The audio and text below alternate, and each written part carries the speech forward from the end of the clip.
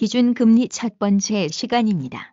기준금리에 대한 뉴스가 많이 나오고 있습니다. 이번 시간에는 기준금리의 의미, 기준금리 인상과 인하는 왜 하는지, 기준금리가 중요한 이유에 대해 같이 알아보아요. 기준금리는 무엇을 의미할까요?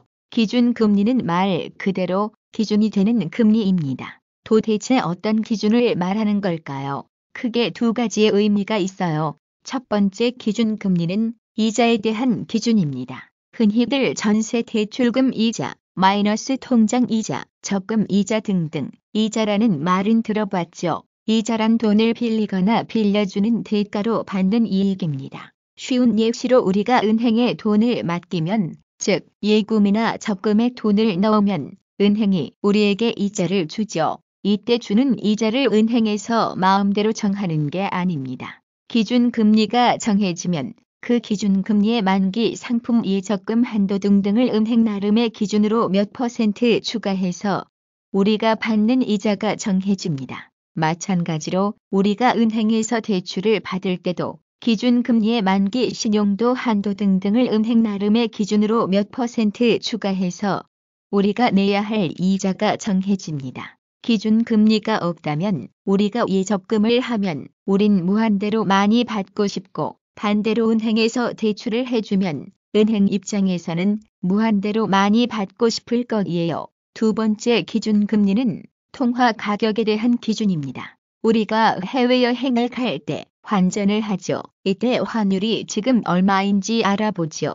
환율은 여러 척도에 의해 정해지는데 그중 하나가 각국의 기준금리입니다. 쉽게 설명해 볼게요. 지금 1달러는 1,000원이라고 가정해 볼게요. 그리고 미국과 우리나라의 기준금리가 똑같다고 가정해 볼게요. 우리나라 은행에서 원화로 적금 하나, 미국 은행에서 달러로 적금 하나 받는 이자는 같을 겁니다. 그런데 이때 미국이 기준금리를 올린다고 가정해 볼게요. 그렇다면 미국 은행에서 달러로 적금해서 받은 이자가 더 많겠죠. 그럼 여러분들은 우리나라 은행에서 원화로 적금하실 건가요? 아니면 미국 은행에서 달러로 적금하실 건가요? 모두 미국 은행에서 달러로 적금하고 싶겠죠. 즉 달러의 수요가 올라가면서 1달러는 1,000원보다 더 비싸질 것이에요. 이런 의미로 각 나라의 기준금리는 각 나라 통화 가격의 기준이 됩니다. 자, 그렇다면 기준금리 인상 인하는 왜 하는 거죠?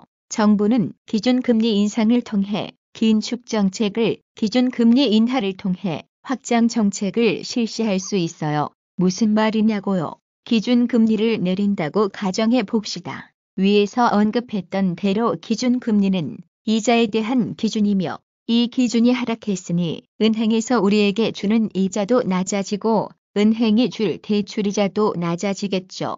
전보다 우리가 은행에 맡겼을 때 받을 이자가 줄었습니다. 저축보단 다른 곳에 눈이 가지 않나요? 예를 들면 주식 같은가요? 곰곰이 생각해보면 2010년대는 0%대 금리, 심지어 유럽은 마이너스 금리까지 갔었습니다. 은행에 돈을 맡기는데 우리가 돈을 더 줘야 하는 상황이 온 거죠.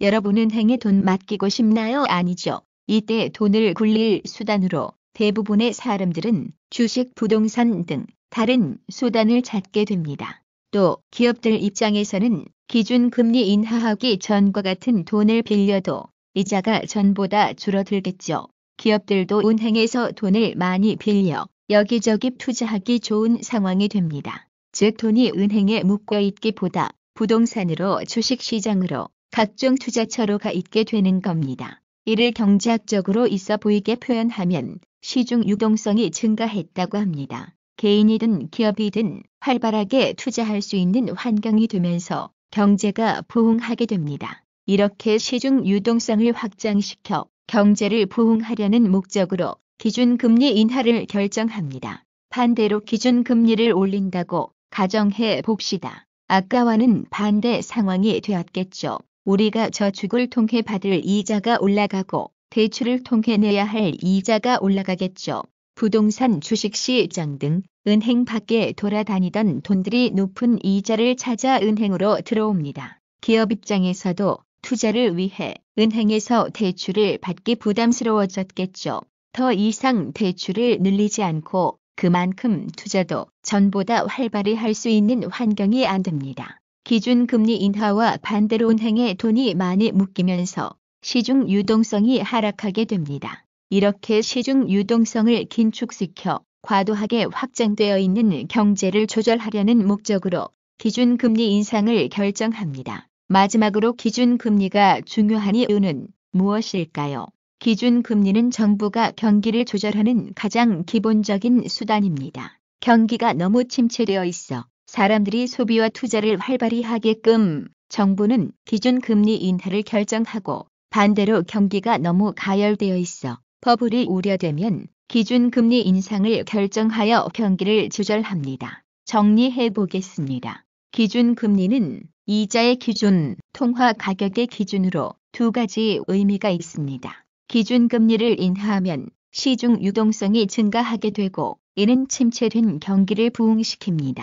반대로 기준금리를 인상하면 시중 유동성이 감소하게 되고 이는 과열된 경기를 조절합니다. 기준금리가 중요한 이유는 정부가 경기를 조절하는 가장 기본적인 수단이기 때문입니다.